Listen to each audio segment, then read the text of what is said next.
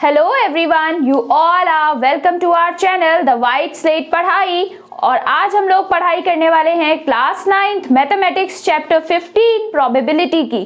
तो जल्दी से शुरुआत करते हैं प्रोबेबिलिटी के बारे में, या फिर जिसे हम हिंदी में कहते हैं प्रायिकता, उसके बारे में। बहुत ज़्यादा हार्ड चैप्टर नहीं है ये, बेसिक, सिर्फ आपको थोड़ी सी चीज़ें समझनी है और आप आराम से इसके बारे में जान जाएंगे। हर बार स्टार्ट करने से पहले I wish to you all to know कि क्या है ज़रूरत इसकी हमारे डेली लाइफ में। तो प्रोबेबिलिटी जो है या जो भी है, ये सारी की सारी चीज़ें जो आप इसमें पढ़ेंगे, अगर आप देखते हैं कि आज बारिश हो रही है, मान लो आपके वहाँ हो रही है, मेरे यहाँ नहीं हो रही है, लेकिन फिर भी अगर आप वेदर फोरकास्ट देखते हैं तो वो बताता है पूरे टाइम की संभावना जो है वो आगे 10-15 दिन तक की बता देता है कि आज सनी डे होगा, आज रेन हो सकती है, आज ह्यूमिडिटी ज़्यादा होगी। तो ये सारी जो संभावनाएं हैं वो कहाँ से निकल कर आती हैं? या फिर मैं जब अपना कॉइन एक टॉस करती हूँ तो कभी हेड आता है, कभी टेल आता है, फिर कभी हेड आता है, कभी टेल आता है, लेकिन फिर भी कहीं से कुछ लोग जो होते हैं वो बोल देते हैं कि इतने % चांसेस हैं कि हेड आ जाए। तो वो % चांसेस जो है वो कहाँ से निकाल रहा है जो बंदा भी ऐसे प्रेडिक्शन करके दे रहा है हमें? तो जहाँ पे भी आप ऐसे प्रेडिक्शंस करते हैं आगे आने वाली चीज़ों के बारे में, तो उस टाइम पर हम अपनी प्रोबेबिलिटी का यूज करते हैं। इनफैक्ट प्रोबेबिलिटी जो है बेटा, ये बहुत ही एक अच्छे तरीके से निकल के आई थी कि एक गैम्बलर थे कैवलियर नाम के, और जब वो जाते थे, जहां पर भी जाते होंगे, सोचते होंगे वो जीत नहीं पाते होंगे, जो भी कुछ होता, उन्हें कुछ डाइस की प्रॉब्लम हुई। जो आपका पासा होता है, जैसे आप लूडो खेलते हो तो गैम्बलिंग में भी वो काफी यूज होता है। वैसे गैम्बलिंग एक अच्छी चीज नहीं है, मैं ये आपको बता दूं, लेकिन फिर भी just for the sake of story I have to tell you कि प्रोबेबिलिटी आखिर निकल कर कहां से आई। तो ये जो कैवलियर थे, इन्हें कुछ डाइस के साथ प्रॉब्लम्स थी। हो सकता है कि ये उन प्रॉब्लम्स को सुलझा के ज्यादा पैसे जीत पाते। तो इन्होंने वो जो डाइस की प्रॉब्लम्स थी, वो उस टाइम के बहुत ही फेमस मैथमेटिशियन जो थे हमारे पास्कल, ब्लेस पास्कल, उनके पास लेकर गए और बोला कि ये डाइस की प्रॉब्लम्स मुझे कुछ आ रही हैं। पहले तो जाहिर सी बात है पास्कल को भी लगा कि मैं क्यों इसकी बात सुनूं, गैम्बलर आ गया मेरे पास, मैं पढ़ा लिखा इंसान, इतनी मुश्किल से मेहनत करके जो है मैथमेटिक्स की बड़ी बड़ी चीजें निकाल रहा हूं और ये मेरे पास डाइस लेकर आ गया है। बट वो जो प्रॉब्लम्स थी वो बहुत ही ज़्यादा अच्छी थी, ऐसे माइंड को एकदम ट्रिक करने वाली थी। और आप देखेंगे कि जिनकी भी साइंटिफिक थिंकिंग होती है या मैथमेटिकल थिंकिंग होती है, वो लोगों के लिए ऐसी चीज़ें बड़ी अच्छी होती हैं। वो उसे एक टेस्ट के जैसे, एक एक्सपेरिमेंट के जैसे, एक नई एक्साइटमेंट के जैसे जो है वो ट्रीट करते हैं। तो यही चीज़ हमारे ब्लेस पास्कल के साथ भी हुई। उन्होंने उस चीज़ को एक नए एक्सपेरिमेंट के तौर पर देखा और उन डाइस की प्रॉब्लम्स को सॉल्व करने की कोशिश की अपने एक और फ्रेंड के साथ में। तो इन दोनों ने मिलकर जो है ना सिर्फ उन डाइस प्रॉब्लम्स को सॉल्व किया, बल्कि आज जो हम प्रोबेबिलिटी या प्रायिकता पढ़ रहे हैं अपने क्लास 9th में, उसके बारे में भी हम सबको बताया। इससे पहले कि मैं और आगे बढ़ूं, I would really like to tell you कि हमने टर्म 2 के चैप्टर नंबर 2 हमारे पॉलिनोमियल्स को, class 9th chapter 8 quadrilaterals, class 9th chapter 10 circles को कंप्लीट कर लिया है। और अब हम यहाँ पर हमारा class 9th chapter 15 probability start करने वाले हैं। तो अगर आपने अभी तक हमारी वो वाली वीडियो नहीं देखी है तो उनका लिंक, उन सारी की सारी प्लेलिस्ट का लिंक जो है वो इस वाली वीडियो के डिस्क्रिप्शन में आपको मिल जाएगा। ज़्यादा घूमने की ज़रूरत नहीं है आपको, आप आराम से जाकर जो है इन वीडियोस को देख सकते हो, ताकि आप एक टर्म 2 क्लास 9th का जो सिलेबस है मैथमेटिक्स का, उसको कवर कर सको पूरा अच्छे तरीके से।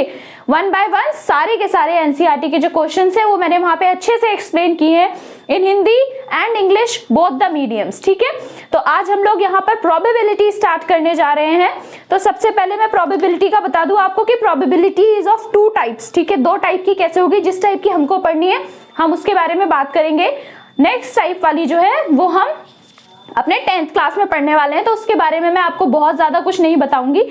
हम इस बार पढ़ने वाले हैं सबसे पहले जो है वो है एक्सपेरिमेंटल प्रोबेबिलिटी, मतलब कि ऐसी चीज जिसके ऊपर मैंने एक्सपेरिमेंट किया हो और फिर उसके बाद उसे निकाला हो। मतलब ऐसा नहीं है कि मैंने सिर्फ थ्योरेटिकली कोई चीज निकाल ली है यहाँ पर, बल्कि मैं सच में एक्सपेरिमेंट कर रही हूँ। अब मैंने एक कॉइन लिया अब मैं उसे 1000 बार उछालती हूँ और 1000 बार उछालने के बाद मैं ये लिख लेती हूँ यहाँ पर कि हेड कितनी बार आया, टेल कितनी बार आया। मान लीजिए हेड आ गया यहाँ पर मेरा 450 टाइम्स और टेल आ गया मेरा यहाँ पर 550 टाइम्स। ये मैंने खुद एक्सपेरिमेंट करके निकाला है, क्योंकि जब हमारी सबसे पहले ये पियर दे फ्रांस और साथ में बेस पास्कल ने जो सॉल्व किया था डाइस प्रॉब्लम, वो उन्होंने सच में एक्सपेरिमेंटली सॉल्व ही किया था उसे। तो उसी तरीके से एक्सपेरिमेंटल प्रोबेबिलिटी भी यहाँ पर निकल के आती है कि मैं सच में एक्सपेरिमेंट करूं और उसके बाद एक रिजल्ट निकालूं, और उस रिजल्ट के बेसिस पे अब 1000 टाइम्स तो मैं आपसे कह चुकी हूँ यहाँ पर कि 1000 टाइम्स मैंने इसे उछाला है सिक्के को। अगर अब मैं इसे और 1001वीं बार उछालती हूँ तो क्या ऐसी चीज है, क्या पता, मुझे कैसे पता चलेगा कि नेक्स्ट जो आने वाला है वो आउटकम हेड होगा या टेल होगा। इस बात की कितनी गारंटी है कि वो हेड होगा या वो टेल होगा। ठीक है, तो इस तरीके की चीजें निकालने के लिए हम एक्सपेरिमेंटल प्रोबेबिलिटी का यूज करते हैं, जहां पर आप जितनी भी हमारी चीजें उनके साथ सच में एक्सपेरिमेंट करके ही निकाल पाओगे। तो एक तो ये थी हमारी प्रोबेबिलिटी के बारे में इंटरेस्टिंग बात। अब एक और इंटरेस्टिंग बात प्रोबेबिलिटी के बारे में मैं बताना चाहूंगी कि जब हम किसी एक चीज की प्रोबेबिलिटी के बारे में बात करते हैं तो उस टाइम पर यहाँ पे वो हमेशा 1 होती है। मतलब सबसे ज्यादा किसी चीज की प्रोबेबिलिटी होगी तो वो 1 होगी। एग्जाम्पल के तौर पे अगर हम यहाँ पे इसकी निकालेंगे तो 1 से कुछ लेस आएगी, इसकी कुछ निकालेंगे तो 1 से कुछ लेस आएगी, और इन दोनों को जब हम प्लस कर देंगे तो टोटल जो है वो हमेशा आपका 1 ही आता है, 1 से ज्यादा नहीं होता। ठीक है, तो हमेशा आपकी प्रोबेबिलिटी जो है वो 0 पॉइंट कुछ में ही आएगी, और सारे के सारे आउटकम्स को जब आप प्लस कर दोगे, सारी प्रोबेबिलिटीज को प्लस कर दोगे, तो वो हमेशा जो है वो 1 ही आने वाली है। ये प्रोबेबिलिटी की एक बहुत ही अच्छी बात होती है यहाँ पे, या आपके प्रायिकता की एक और बहुत अच्छी बात होती है। ठीक है, तो आगे बढ़ते हैं हम डायरेक्टली अब मुझे लगता है क्वेश्चंस की तरफ। उससे पहले मैं यहाँ पे आपको एक बार फॉर्मूला और बता देती हूँ कि आखिर एक्सपेरिमेंटल प्रोबेबिलिटी जो है उसका फॉर्मूला क्या होता है, कैसे निकालना है। तो एक्सपेरिमेंटल प्रोबेबिलिटी, या जब भी आप आगे देखेंगे तो हम उसे बोलते हैं पीई, उसे रिप्रेजेंट हम ऐसे करते हैं पीई, पी एक्सपेरिमेंटल। ठीक है, प्रोबेबिलिटी एक्सपेरिमेंटल, या फिर प्रायिकता आप निकाल रहे हैं तो प्रायिकता जो है वो एक्सपेरिमेंटल तौर पे ऐसे निकलेगी। कैसे निकलेगी? सबसे पहले आप ऊपर लिखेंगे यहाँ पे number of trials in which the event happened. ठीक है, पीई में ऊपर आता है हमारा number of trials in which the event happened. अभी इवेंट के बारे में भी बात करते हैं कि ये इवेंट यहाँ पे क्या है। तो इवेंट का यहाँ पे मीनिंग हो गया आपका कि जो भी चीज हो रही है वो, जैसे अभी मैंने यहाँ पे सिक्का उछाला था तो हेड आना एक इवेंट है और टेल आना यहाँ पर एक इवेंट है। एक अलग अलग चीज जो है वो यहाँ पर हो रही है। ऐसे ही अगर मैं अपना डाइस जो है उसे थ्रो करती हूँ, एक लूडो के पासे को अगर थ्रो करती हूँ, फेंकती हूँ, तो उसमें हमारे 1 से लेकर 6 तक नंबर होते हैं, तो वही आ सकते हैं, है ना। अगर मैं यहाँ पे आपको एक पासा बना के दिखाऊं, जाहिर सी बात है सिर्फ ऐसे ही 3 फेसेस में बना पाऊंगी। उसमें एक जगह 1 लिखा होगा, हो सकता है कहीं 4 हो सकता है कि कहीं पे 3 हो। ठीक है, तो इस तरीके से कोई एक ही चीज ऊपर आएगी जिसे हम कंसीडर करते हैं, और इसमें 1 से लेकर 6 तक ही नंबर होते हैं। तो जब हम एक डाइस के बारे में बात करेंगे तो हमारे पास कितने हमारे इवेंट्स बन जाएंगे? 1 आएगा या 2 आएगा या 3 आएगा या 4 आएगा या 5 आएगा या 6। तो टोटल जो है हमारे पास 6 इवेंट्स यहाँ पर बन जाएंगे। ठीक है, तो ये यही कह रहा है number of trials in which the event happened. ऐसा कितनी बार हुआ कि वो जो इवेंट जिसके बारे में आप बात कर रहे हैं वो ट्रायल्स लेने पे आपका आ गया। जैसे यहाँ पे हमने लिखा था हेड तो था वो 450 था, ये 550 था, तो हेड कितनी बार आ गया यहाँ पे? 450 टाइम्स आपका हेड जो है वो आ रहा था यहाँ पे। तो ये हो गया number of trials in which the event happened.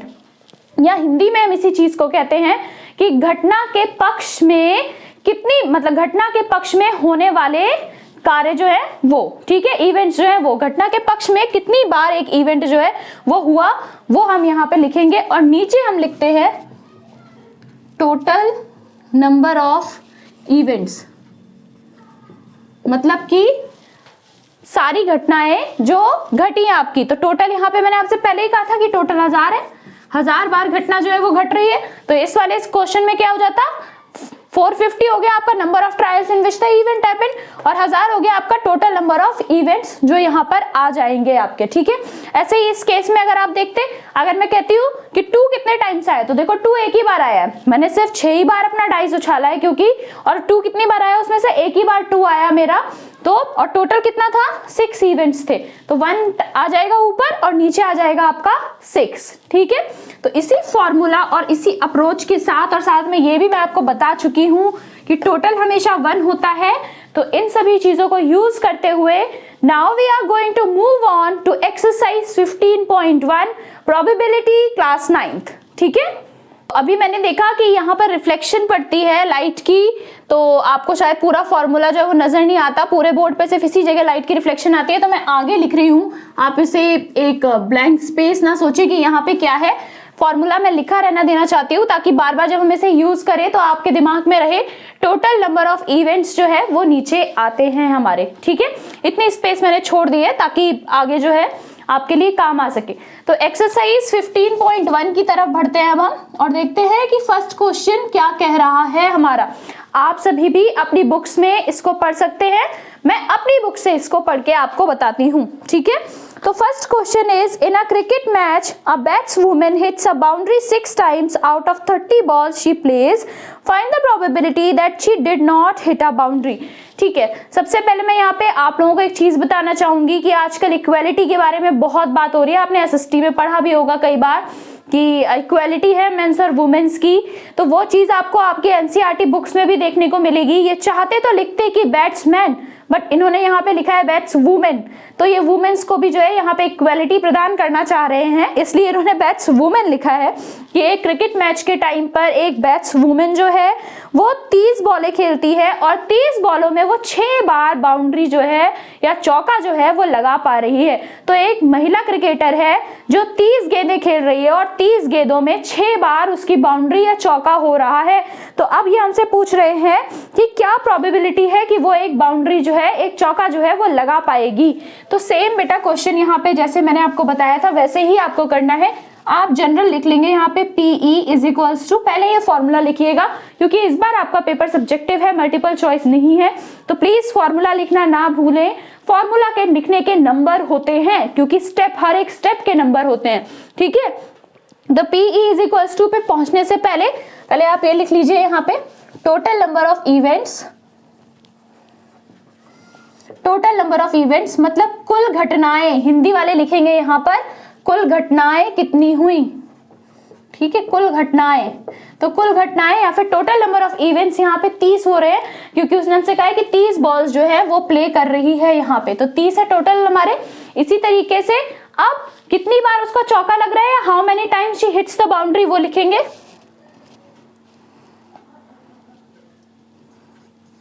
Number of events for hitting boundary,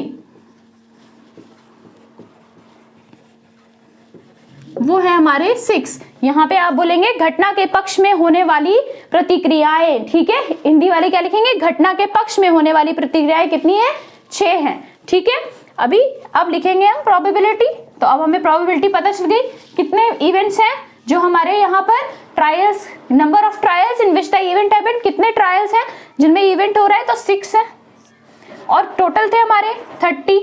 अब प्रोबेबिलिटी इतनी ही है, इतने में ही आंसर आप छोड़ सकते हैं, बट मैथ्स की एक बात होती है कि हम हमेशा आंसर को सिंपलेस्ट फॉर्म में करके छोड़ते हैं, कभी भी कॉम्प्लेक्स उसको बनाकर नहीं छोड़ते। तो यही चीज यहाँ भी अप्लाई होगी, हम इसे सिंपलेस्ट फॉर्म में कट कर देंगे, 6 1 6 और 6 5 30, तो आंसर हो जाएगा आपका 1/5। प्रोबेबिलिटी की कोई यूनिट नहीं होती, यूनिट आपको लिखने की जरूरत भी नहीं है, टोटल सिर्फ 1/5 आंसर आपका यहाँ पे आ गया। प्रायिकता आ गई आपकी 1/5। तो इसी तरीके से चलिए सेकेंड क्वेश्चन की तरफ बढ़ते हैं। सेकेंड क्वेश्चन है हमारा, यहाँ पर आपकी 1500 फैमिलीज ली गई हैं जिनमें 2-2 बच्चे हैं। ठीक है, कोई भी 1500 फैमिलीज चूज कर ली गई जिनमें 2-2 बच्चे थे हमारे, और उसके बाद देखा गया कि उन 2 बच्चों में से कितनी लड़कियां थी। ठीक है, कि ऐसी फैमिलीज जिनमें 2 लड़कियां थी, फिर ऐसी फैमिलीज जिनमें एक ही लड़की थी, और ऐसी फैमिली जिनमें एक भी लड़की नहीं थी। तो ये डाटा आपकी स्क्रीन पे यहाँ कहीं आ रहा होगा, आप उसके हिसाब से इस चीज को देख सकते हैं। सबसे पहले हम इसमें लिखना शुरू करेंगे वही अपना टोटल नंबर ऑफ फैमिलीज, क्योंकि इस बार हमारी फैमिलीज जो है उनके बारे में बात हो रही है। टोटल नंबर ऑफ इवेंट्स या फिर फैमिलीज जो है हमारे यहाँ पे इवेंट्स लिख सकते हो या फिर आप वो है 1500। तो टोटल जो है 1500 लोगों को चुना गया है यहाँ पर। उसके बाद अब इन्होंने जो क्वेश्चंस पूछे हैं उसके अकॉर्डिंग देखेंगे। इन्होंने फर्स्ट बोला है compute the probability of a family chosen at a random. First है 2 गर्ल्स, फिर 1 गर्ल एंड फिर नो गर्ल। तो जैसा पूछा गया वैसे लिखेंगे। एक जनरल सेंटेंस पहले लिख लिया हमने कि कुल घटनाएं कितनी है, 1500 घटनाएं हैं। अभी फर्स्ट पार्ट देखो, फर्स्ट पार्ट में कह रहे हैं 2 गर्ल्स, इस चीज की प्रोबेबिलिटी बतानी है हमें कि 2 गर्ल्स कितनी फैमिलीज में हैं। तो अब यही लिखेंगे number of trials having 2 girls. ठीक है, number of trials having 2 girls. तो यहाँ पे 2 गर्ल्स जो हैं वो 475 फैमिलीज के पास हैं, 475 फैमिलीज के पास थे, तो हमने वो ले लिया। प्रोबेबिलिटी आ जाएगी हमारी यहाँ पे फॉर 2 गर्ल्स, सबसे पहले जितनी थी उतना, और नीचे हमारी 1500 जो टोटल फैमिलीज थी वो। अब फिर से हम इसे कट करके सिंपलेस्ट फॉर्म में ही आंसर जो है वो लिखेंगे। कभी भी मैंने आपसे पहले ही कहा था कि हम इसे ऐसे नहीं छोड़ते, तो सिंपलेस्ट फॉर्म में जब आप इसे कट कर लेंगे तो ये आ जाएगा आपका 19/50। ठीक है, 19/50। अब मैं डिवीजन नहीं सिखाऊंगी, आप 9th क्लास में आप बिल्कुल डिवाइड कर सकते हैं, दोनों 5 से कट हो जाएंगे। आप कट करिए and at the end you will get 19/50। ठीक है, तो ये हो गया आपका फर्स्ट। अभी सेकंड देखो इसका पार्ट। सेकंड पार्ट यहाँ पर कह रहा है आपसे 1 girl, probability of having 1 girl. ठीक है, तो 1 गर्ल देखते हैं। फिर इसमें सिंपली फिर से लिखोगे ये वाला sentence, number of trials having 1 girl is equals to, तो 1 गर्ल थी हमारी 814 फैमिलीज में, वो लिख लिया। हिंदी वाले बच्चे भी फिर से ये चीज लिखेंगे कि घटना के पक्ष में होने वाली प्रतिक्रियाएं। तो घटना के पक्ष में कितनी प्रतिक्रियाएं हो रही है यहाँ पे, 814 प्रतिक्रियाएं जो है वो हो रही है। ठीक है, अब प्रोबेबिलिटी लिखेंगे, प्रतिक्रियाएं ऊपर जो है वो लिख ली है पहले 814, और टोटल थी हमारी 1500। ये एक बार सिर्फ आपका 2 से कट पाएगा, और जैसे ही एक बार हम 2 से काट देते हैं तो ये आ जाएगा हमारा यहाँ पर 407/750। ठीक है, 407/750। तो ये हो गया आपका सिंपलेस्ट फॉर्म। अभी थर्ड में है नो गर्ल, एक भी लड़की नहीं है, ऐसी कितनी फैमिलीज हैं और इस बात की क्या प्रोबेबिलिटी होगी।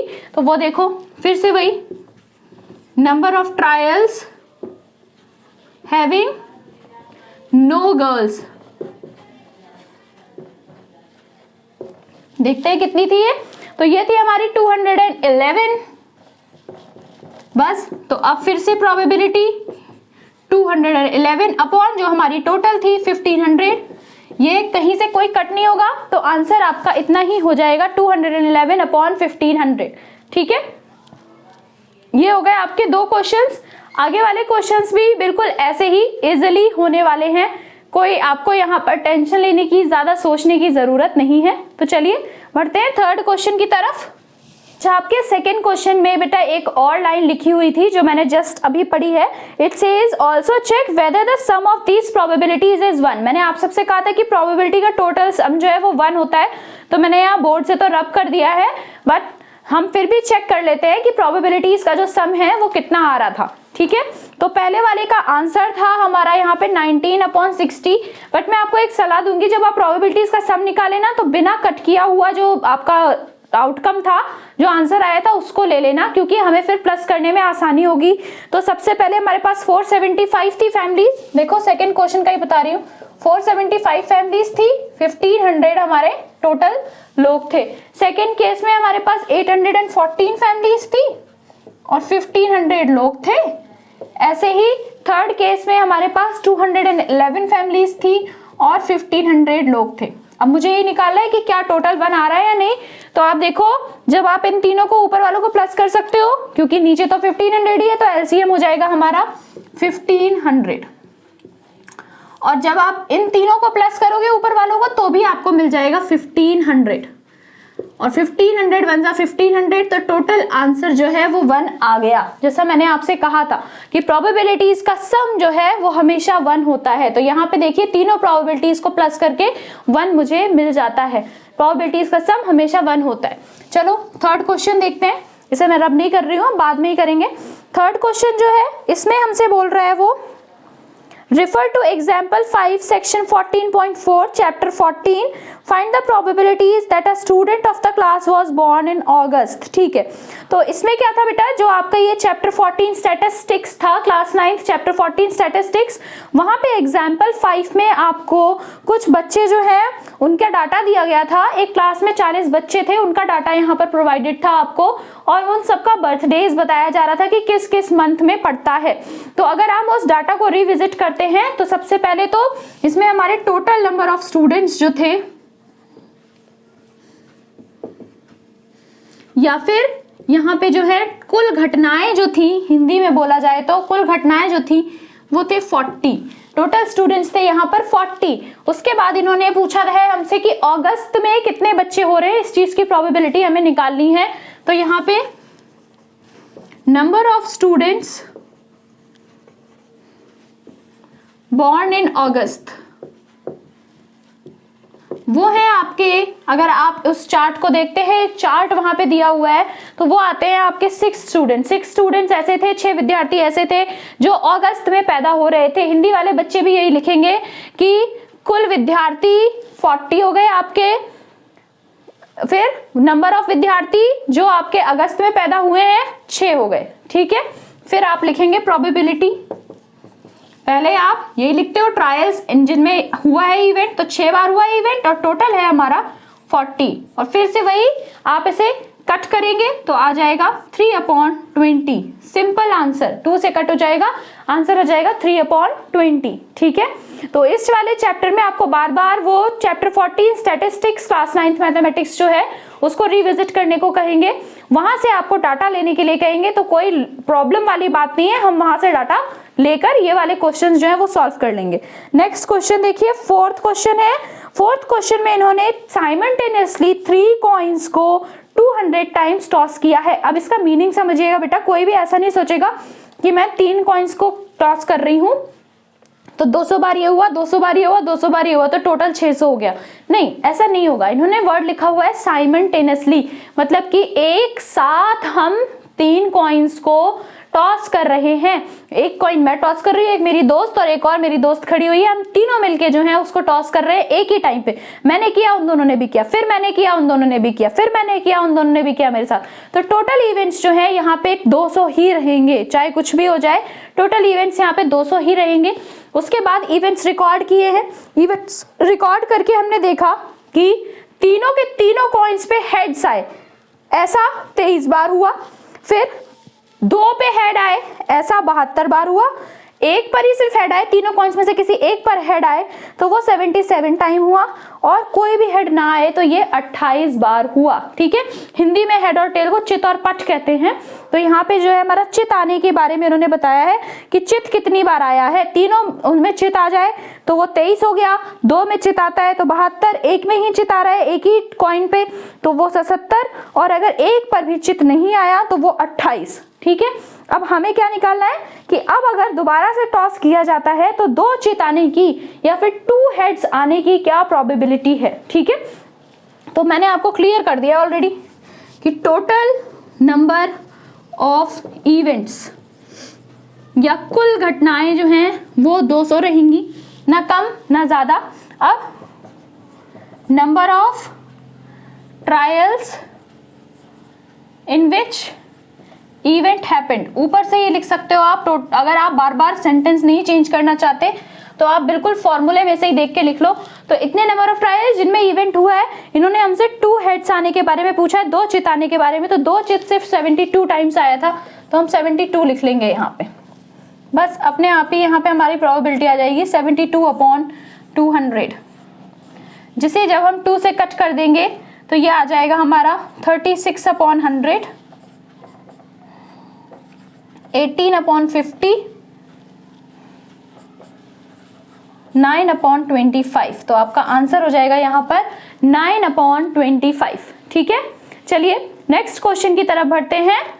नेक्स्ट है अब हमारा 5th क्वेश्चन।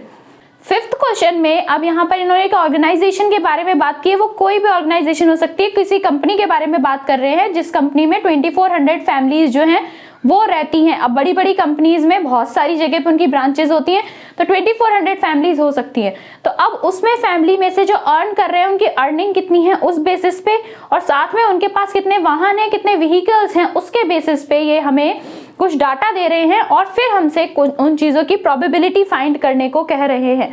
ठीक है, तो यहाँ पर इन्होंने हमें काफी केसेस दे रखे हैं। एक तो इन्होंने जो हमारी इनकम है पहले वो बता रखी है कि 7000 से कम इनकम, लेस देन 7000, फिर 7000 से 10000 तक इनकम है, 10000 से 13000 तक इनकम है, 13000 से 16000 तक इनकम है, और 16000 से ज्यादा वाले लोगों की इनकम है। उसके बाद उन सब के पास कितने व्हीकल्स हैं ये बताया उन्होंने कि कितनों के पास एक भी नहीं है, तो 0 लिखा हुआ है ऊपर। अब ऐसी फैमिली जिनके पास एक व्हीकल है तो 1 है, ऐसी फैमिली जिनके पास 2 व्हीकल है तो 2 लिखा हुआ है ऊपर, और फिर उसके बाद अबव 2 कि 2 से ज्यादा व्हीकल है तो ऐसी कितनी फैमिलीज है उनका डाटा भी यहाँ पर गिवन है हमें।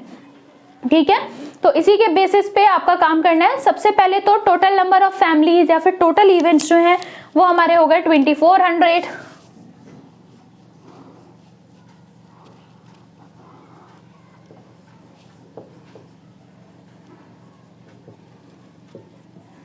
ठीक है, टोटल नंबर ऑफ इवेंट्स हमारे 2400 हो गए। अब उसके बाद जो हमसे पूछा जाएगा उसके अकॉर्डिंग हम यहाँ पे अपना निकालेंगे। फर्स्ट जो है, फर्स्ट वाला जो है उसमें ये कह रहे हैं यहाँ पे अर्निंग ₹10,000 to 13,000 पर month and owning exactly 2 vehicles, कि ऐसे लोग जो 10,000 से 13,000 रुपए कमा रहे हैं और साथ में उनके पास 2 ही वाहन हैं। ठीक है, तो ऐसा जो केस है वो आपका देखो थर्ड वाला केस जो है, थर्ड लेस देन 7,000, फिर 7,000 से 10,000 और फिर थर्ड नंबर पे है कि 10,000 से 13,000 रुपए लोग कमा रहे हैं। और फिर उसके बाद अगर आप आगे बढ़ के देखते हैं तो ऐसी कितनी फैमिलीज थी इनके पास 2 ही व्हीकल थे, तो वो सिर्फ 29 ही लोग थे। अगर आप डाटा देखते हैं तो 10,000 से 13,000 रुपए कमाने वाले और 2 व्हीकल्स वाली जो फैमिलीज हैं वो सिर्फ 29 ही हैं। तो टोटल नंबर ऑफ इवेंट्स यहाँ ये हो गए। अब यहाँ पे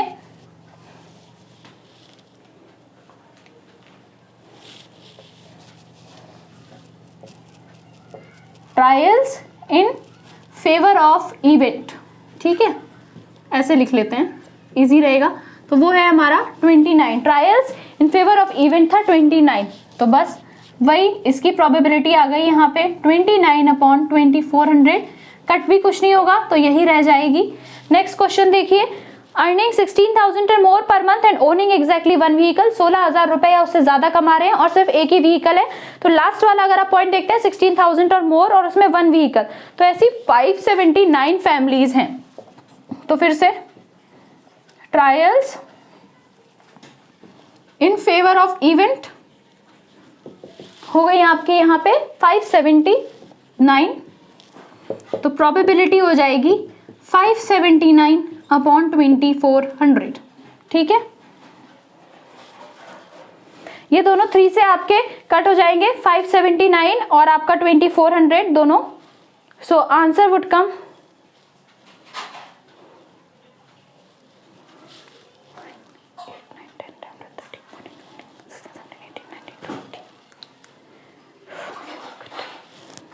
नहीं, ये भी आपके कट नहीं होंगे, तो आंसर आपका यही का यही रहेगा, कोई कट यहाँ नहीं हो रहा कुछ भी।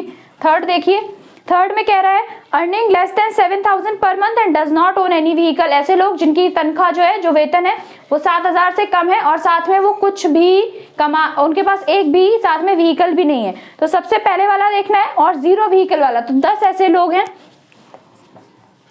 10 ऐसी फैमिलीज है। Trials in favour of event 10, तो यहाँ पे आपकी प्रोबेबिलिटी बन जाएगी 10/2400, 0 से 0 कैंसिल, सो 1/240 आपका यहाँ आंसर हो जाएगा। Easy answers. नेक्स्ट देखिए, fourth part, earning 13,000 to 16,000 per month, owning more than 2 vehicles, ऐसे लोग जो 13,000 से 16,000 के बीच में कमा रहे हैं और उनके पास 2 से ज्यादा व्हीकल्स हैं। तो फिर से trials in favour of event, देखो डाटा में 13,000 से 16,000 कमा रहे हैं और 2 से ज्यादा व्हीकल हैं, तो ऐसे 25 लोग हैं, तो वो 25 हो गए हमारे। सो P वुड कम आउट 25/2400, ये हमारा 5 से कट हो जाएगा, फिर से 5 से कट हो जाएगा,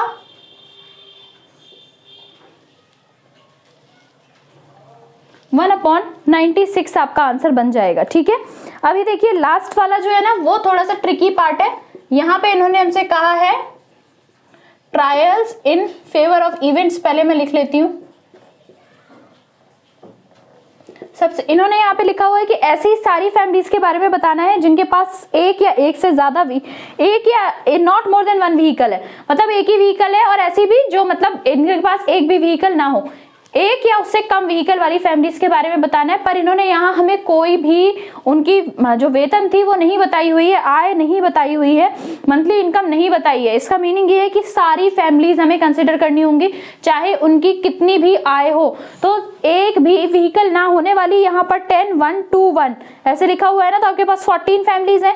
फिर एक व्हीकल होने वाली काफी सारी फैमिलीज है, 160 305 350 335 469 और 579। तो हमें इन सबको पहले प्लस करना होगा, और प्लस करने के बाद ही हम निकाल सकते हैं कि एग्जैक्टली कितनी ऐसी फैमिलीज हैं जिनके पास या तो एक व्हीकल है या एक भी व्हीकल नहीं है। पर एक से ज्यादा वालों को हमें नहीं देखना। तो जब मैं ये 0 और 1 वाली पूरी लाइन को प्लस कर देती हूं तो मुझे यहाँ पर प्लस करके मिल जाएगा 2062। 14 प्लस 1 वाली जो पूरी लाइन थी वो पूरी प्लस करके 2062 ऐसे इवेंट्स हैं जो हमारे इस वाले में फिट बैठ रहे हैं। तो वही पी हो जाएगा हमारा फिर से 2062 अपॉन 2400, ये 2 से कट जाएगा, आंसर हो जाएगा 1031 अपॉन 1200। जितना कट सकता है उतना ही हम काटेंगे उसको। ठीक है, नेक्स्ट क्वेश्चन की तरफ बढ़ते हैं। फिर से हमें चैप्टर 14 क्लास 9 स्टैटिस्टिक्स की तरफ जाने को कह रहा है, और यहाँ पर आपका एक टेबल था 14.7, और इस टेबल के बेसिस पे ही हमसे कुछ प्रोबेबिलिटीज जो है वो फाइंड आउट करने को कह रहा है। तो सबसे पहले तो आप यहाँ पे अगर देखते हैं तो इन्होंने ये बोला है हमसे कि इस वाले टेबल को जब आप देखेंगे तो यहाँ पे बच्चों के मैथ्स में मार्क्स दिए हुए थे कि कितने बच्चों के कितने मार्क्स आए हैं यहाँ पे। तो सबसे पहले इन्होंने हमसे पूछा है number of students obtained less than 20% in mathematics test, ऐसे बच्चे जिनके 20% से भी कम मार्क्स आए हैं मैथ्स के टेस्ट में, तो ऐसे बच्चों को हमें पहले निकालना है। ठीक है, ये तो डाटा आपके सामने है। तो यहाँ पे जो टोटल बच्चे थे, सबसे पहले हमें वो देखना है कि टोटल नंबर ऑफ स्टूडेंट्स कितने थे। तो टोटल नंबर ऑफ स्टूडेंट्स है यहाँ पर 90, जो मैं आपको पहले लिखकर बता देती हूँ। हमारे 5th के बाद 6th क्वेश्चन के बारे में बात हो रही है। तो टोटल नंबर ऑफ स्टूडेंट्स जो हैं वो है यहाँ पे 90 स्टूडेंट्स। अब इन्होंने हमसे कहा है कि ऐसे कितने बच्चे हैं जिनके 20% या उससे कम मार्क्स आए हैं। तो देखो टोटल जो था आपका 100 मार्क्स का टेस्ट था, तो 100 मार्क्स के टेस्ट में बहुत इजी हो जाता है हमारे लिए परसेंटेज पहले तो फाइंड करना, क्योंकि देखो आपके टेबल में यहाँ मार्क्स दिए हैं, परसेंटेज नहीं दी हुई है। तो 20% या उससे कम का मतलब है कि या तो 20 नंबर आए हो या उससे कम नंबर आए हो। तो ऐसा से फर्स्ट वाला जो आपका बॉक्स है उसमें ही हो रहा है 0 से लेके 20, और वहां पे 7 स्टूडेंट्स थे। ठीक है, सिर्फ ऐसे 7 ही स्टूडेंट हैं जिनके 0 से 20 के बीच में मार्क्स आ रहे हैं, मतलब 20% या उससे कम मार्क्स आए। प्रॉब्लम यहाँ पे बेटा तब होती जब हमारा जो मार्क्स जो टोटल इन्होंने दे रखे हैं वो 100 की जगह कुछ और होता, मान लीजिए 200 होता।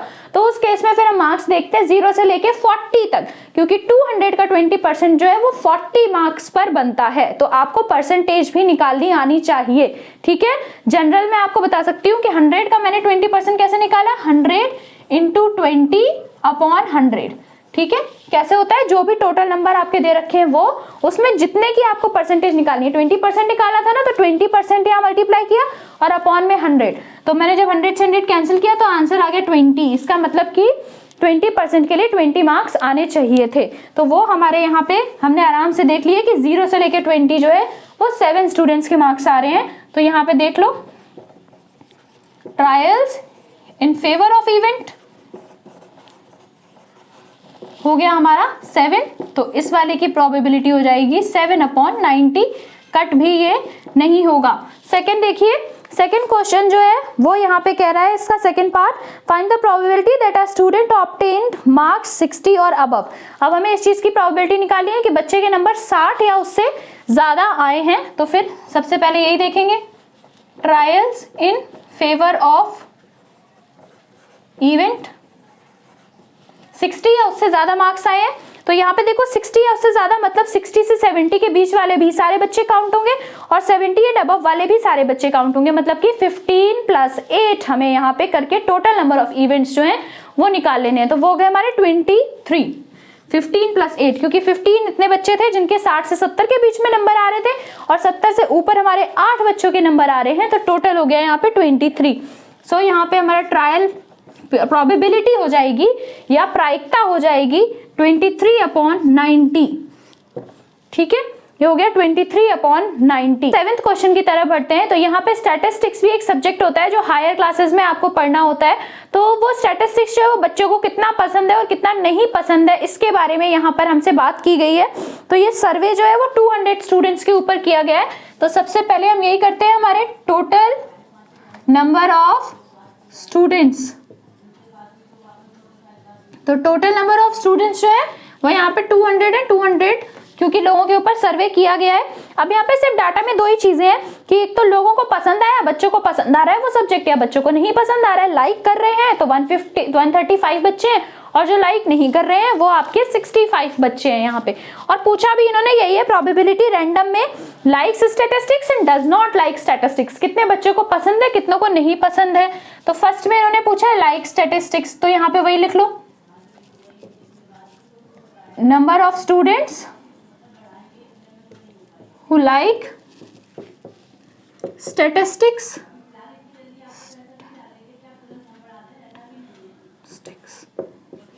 ठीक है।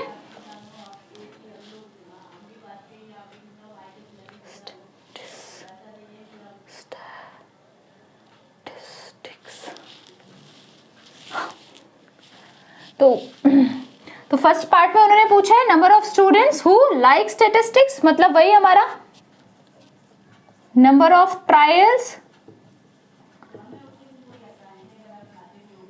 इन फेवर ऑफ इवेंट। ठीक है, तो वो है हमारे 135 बच्चे जिन्हें पसंद है, जिन्हें पसंद है तो बस वही लिख लिया हमने यहाँ पे 135 अपॉन टोटल थे हमारे 200। दोनों चीजें 5 से आपकी कट हो जाएंगी, आ जाएगा 27/40। ठीक है, 5 से कट होके आ जाएगा 27/40। इजी। देखो नेक्स्ट वाला है जो नहीं पसंद करते, तो नंबर ऑफ ट्रायल्स फिर से इन फेवर ऑफ इवेंट। वो बच्चे जिन्हें नहीं पसंद वो हैं हमारे यहाँ पे 65, जिन्हें ये सब्जेक्ट पसंद नहीं है, जबरदस्ती पढ़ रहे हैं बेचारे, जैसे आप लोगों में से कुछ लोगों को मैथ जबरदस्ती पढ़ाई जा रही है। तो अब ये भी आपका 5 से कट हो जाएगा, 13/40 आंसर आ जाएगा हमारा। तो ये था 7th क्वेश्चन, बहुत ही इजी। नेक्स्ट क्वेश्चन की तरफ बढ़ते हैं, 8th क्वेश्चन। 8th क्वेश्चन में ये हमसे फिर से 14.2 एक्सरसाइज में जाने को कह रहे हैं। Exercise 14.2 question number 2 statistics class 9th। तो यहाँ पर जो है हमारा what is the empirical probability that an engineer lives, वही सेम इंजीनियर वाला जो काम है वो यहाँ पे भी हमसे बोला जा रहा है। तो पहले हम देख लेते हैं कि हमारे टोटल नंबर ऑफ इवेंट्स यहाँ पे कितने थे। तो उस क्वेश्चन में आपको इंजीनियर्स के बारे में दिया गया था कि वो कितनी दूरी पर रहते हैं अपनी वर्क प्लेस से। तो वहां पे टोटल 40 इंजीनियर्स के बारे में बात कही गई थी। तो टोटल था यहाँ पे हमारा 40 इंजीनियर्स। ठीक है, टोटल थे हमारे 40 इंजीनियर्स। ठीक है, अब उसके आगे इन्होंने हमसे पूछा है less than 7 kilometre from our place of work, ऐसे कितने कितने इंजीनियर्स हैं जो हमारे 7 किलोमीटर से कम रह रहे हैं। तो उस डाटा में हम काउंट करके निकाल सकते हैं कि 7 किलोमीटर से कम के बारे में बात हो रही है, यहाँ पे ज्यादा के बारे में बात नहीं हो रही। तो फिर से वही फर्स्ट वाला, number of trials in favour of events. तो ऐसे कितने लोग हैं जो इसके फेवर में है, जो 7 किलोमीटर से मतलब कि कम वर्क प्लेस पे रह रहे थे। तो अगर आप काउंट करेंगे तो आप देखेंगे कि 9 लोग ऐसे थे, 40 में से 9 लोग ऐसे थे जो 7 किलोमीटर से कम जगह में रह रहे थे। तो इनकी प्रोबेबिलिटी हो जाएगी 9/40। ठीक है, 9/40 एक इजी आंसर विदाउट कटिंग, कुछ कटवट करना नहीं है, इजी रहता है हमारे लिए। अभी देखो सेकेंड पार्ट में कह रहा है मोर देन और equal to 7 kilometre from place of work, मतलब अब हमें 7 भी काउंट करना है, 7 किलोमीटर भी और उससे ज्यादा भी। तो फिर से हमारे number of trials in favour of event,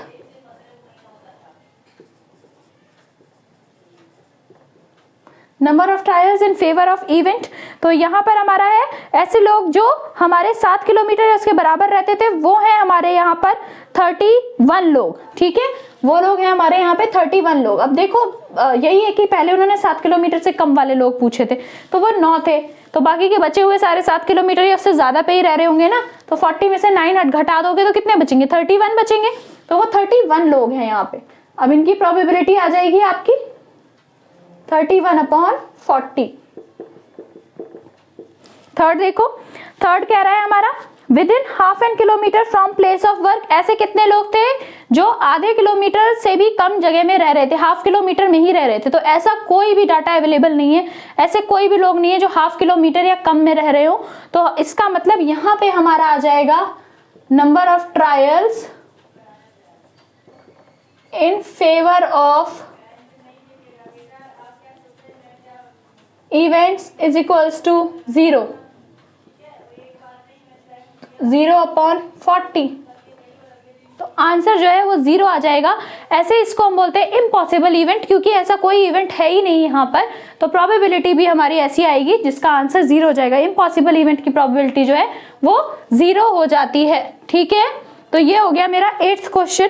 next जो आपके 9th और 10th क्वेश्चन है वो एक्टिविटीज हैं जो क्लास में हम कर सकते हैं। इसमें जैसे पहले वाली एक्टिविटी में उन्होंने दे रखा है कि अपने घर के बाहर या स्कूल के बाहर देखने के लिए बोला है कि कितने व्हीकल्स जो है वो निकल रहे हैं, 2 पहिया वाहन निकल रहे हैं, 3 पहिया वाहन निकल रहे हैं। काफी देर तक हमें ऑब्जर्व करना है और फिर उसके बाद निकालना है कि अब नेक्स्ट जो वाहन आएगा वो 2 व्हीलर होगा, 3 व्हीलर होगा, 4 व्हीलर होगा या कैसा होगा। सिमिलरली जो आपकी 10th क्वेश्चन है उसमें भी एक एक्टिविटी ही इन्होंने दे रखी है। तो ये भी एक नॉर्मल चीज है जो आप क्लास में कर सकते हो, क्योंकि बच्चों को इसमें जो है नंबर सोचने हैं 3 डिजिट के और उसके बाद आपको देखना है कि उनमें से कितने नंबर्स जो हैं जो बच्चों ने सोचे हैं वो 3 से डिविजिबल हों, ठीक है। तो ये दोनों हम क्वेश्चंस छोड़ रहे हैं, ऐसे क्वेश्चंस एग्जाम्स में नहीं आएंगे। अब नेक्स्ट में चलते हैं 11th क्वेश्चन। 11th क्वेश्चन में इन्होंने हमें 11 बैग्स दिए हुए हैं जिनमें 5 kg जो है मार्क किया गया है कि इन सब में व्हीट फ्लोर रखा हुआ है, आटा रखा हुआ है, गेहूं का आटा, और 5 kg जो है वो होना चाहिए। पर जब आप इन्हें सच में वेट करते हो तो देखते हो कि 5 किलो आटा सब में नहीं है, किसी में कितना है किसी में कितना है, पर 5 किलो एग्जैक्टली नहीं है, वो नीचे इन्होंने दे रखा है। तो सबसे पहले 11 बैग्स के बारे में बात हो रही है, तो इसका मतलब 11th क्वेश्चन है ये हमारा और 11 ही बैग्स हैं, तो टोटल इवेंट्स यहाँ पर आपके हो गए 11, ठीक है। अब इन्होंने हमसे क्वेश्चन पूछा है find the probability that any of these bags chosen at random contains more than 5 kg of floor. सिर्फ इतने हमें उनके बारे में बताना है जिनमें 5 किलो से ज्यादा है। तो सारे के सारों में से हम सिर्फ काउंट कर लेंगे जिनमें 5 किलो से ज्यादा है। तो ऐसे इवेंट्स है 1 2 3 4 5 6 7। तो ऐसे हैं सिर्फ 7 बैग्स। 5 किलो से ज्यादा बोला है उन्होंने, 5 kg भी हो तो उसको नहीं काउंट करना, सिर्फ ज्यादा वालों को काउंट करना है हमें यहाँ पे। तो number of trials in favour of event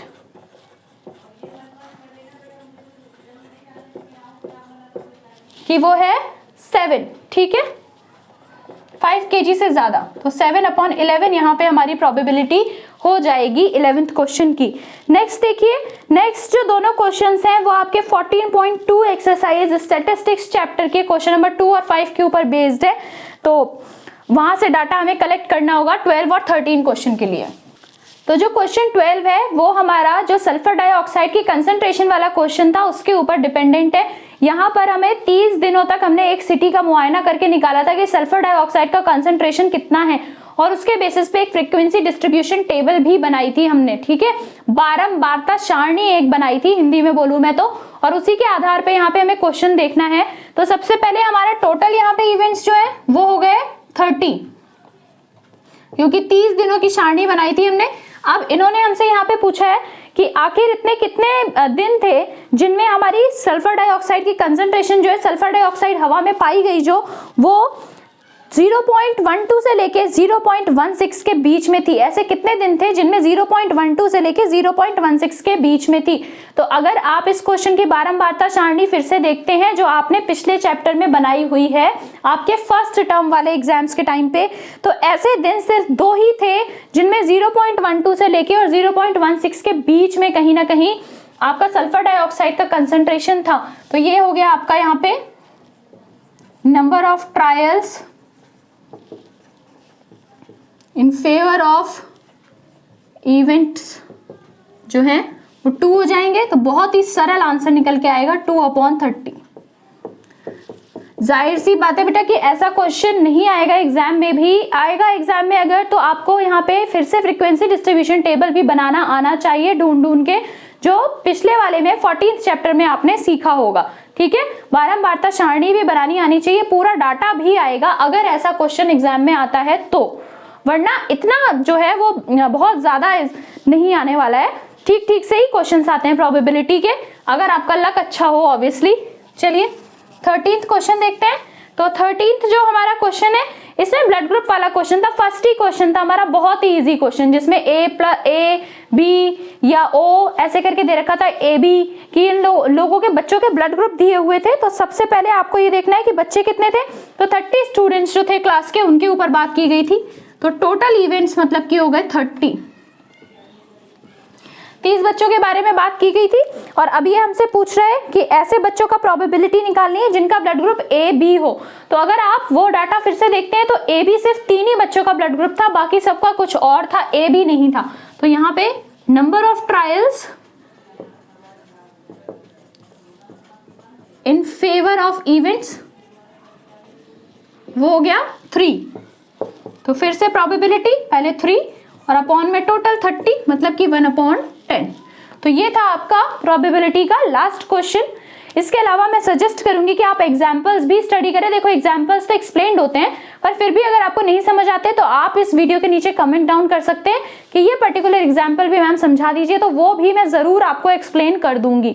ठीक है, तो अगर आपको हमारी वीडियो पसंद आ रही हो तो प्लीज लाइक करिए, सब्सक्राइब नहीं किया है तो अभी तक सब्सक्राइब करिए और अपने बाकी के दोस्तों को भी हमारी वीडियो सजेस्ट करिए।